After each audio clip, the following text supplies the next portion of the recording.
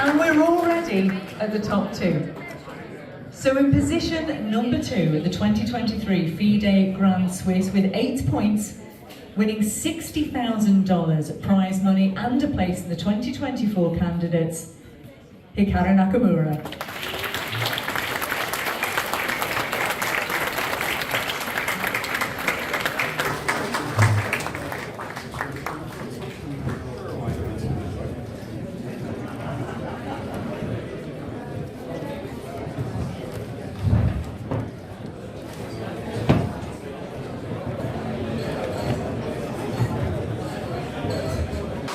Hikaru, it was a very exciting final day today, and you made it to the candidates. Are you happy with it, or you're a little bit, you missed the first place, so finished second? What's your feeling like? Yeah, I mean, in terms of finishing first or second, doesn't really matter that much to me. I guess I would say I'm a little bit disappointed just because I had a very good position. I was up a lot of time on the clock out of the opening, and probably for like 1 or 2 moves, I had some great chances to maybe get a big advantage and win. But at the end of the day, it was very minor, a couple of moves. It wasn't, say, like a prolonged advantage, something where I could convert it like over time. So for that reason, I'm not super disappointed, and I think at the end of the day, finishing top 2 and qualifying for the candidates, at the end of the day, is the goal ultimately. So I am quite happy with the result. So a little bit disappointed with the game itself, but overall, the end conclusion or the end result is very positive. You made it to the candidates through this path, so now you don't have to worry about the rating path anymore. Yeah, I mean, I think that also played a huge role today in the game because at the moments when I had chances to complicate the situation and go for more, I knew I would say quite early on in this tournament, maybe not super early, but at least the last 3 or 4 days, that if I drew games or won a game here or there, I would definitely make it by rating. So like going into today's game specifically, I knew that a draw was good enough. Even if it didn't guarantee me top 2 necessarily for this event, it would be good enough for rating, because even if I were to draw today, finish 27-88 and finish 3rd place, nonetheless, by rating, I mean, no one's going to catch me because 25 points in 2 months is not realistic for any players. So I was in a very good situation today. And yeah, it's nice to be qualified. At least now I can figure out my plans a little bit more clearly going forward. You know, I saw you in action in 2016 when you played the candidates. I was there in Moscow when you were playing. And now your approach to the candidates last year and now, even now, would be completely different from what it was back at that point, right? But you seem to be the best bet to even win the candidates. How it's so different, yet it's very different in a very positive way. Yeah, I mean, I think I learned a lot from the whole experience in 2016. I think, you know, looking back on it now, there were many things that I did wrong. I think at the end of the day with the candidates tournament, it's much more about the nerves and controlling your emotions than it is about the pure chess. Everyone's so well prepared, they have months to prepare, and for that reason, you don't really win games out of the opening or based on preparation. Generally, you get to middle games, and then sort of the nerves, all the emotions come into play, I think, for everybody. And so I think I learned a lot from 2016 specifically on that front, and it played a huge role last year when I played in the candidates in terms of sort of just like trying to have good openings, just get into the middle of the game and just play. And I don't think it's going to be much different next year either. I'll probably still have pretty much the same approach that I do or that I did in the last candidates as well. So I think, I mean, as long as I control my emotions or I don't let the situation get to me, I think good things can happen.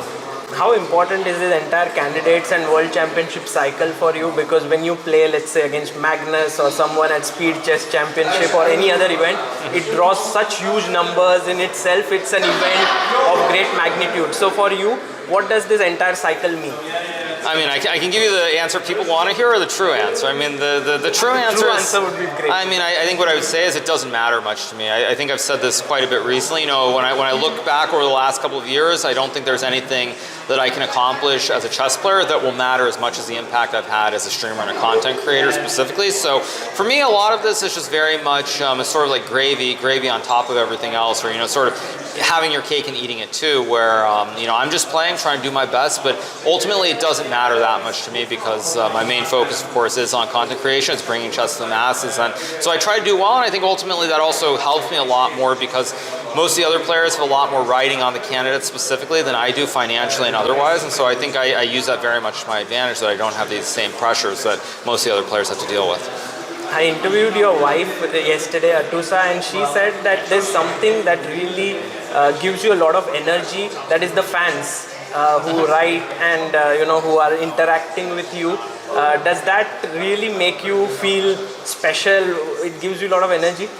Well, I mean, I think there that, are also, I think you know, one of the biggest drawbacks I would say as a top player playing chess, I mean, I can say this from having played so many top tournaments, is that when you go and you play tournaments, generally there are a handful of spectators, maybe 10 spectators, a few journalists, and that's about the extent of it. And I think when you play some great game, great novelty, winning game, and you know, a few people notice it, it feels very strange. You feel like you've done something remarkable, and then there's no one to really celebrate it with. So I think having the fans sort of cheering me on, knowing there's so many people who are rooting for me, it makes a huge difference. And I think that also, playing for a bigger audience, playing for more people than just myself, it also means a lot. And I think the audience that I've cultivated online, they all are supporting me. So it's been great.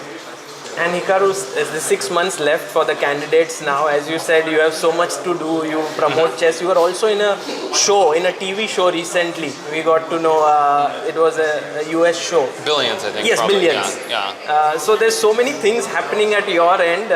How do you manage it all now?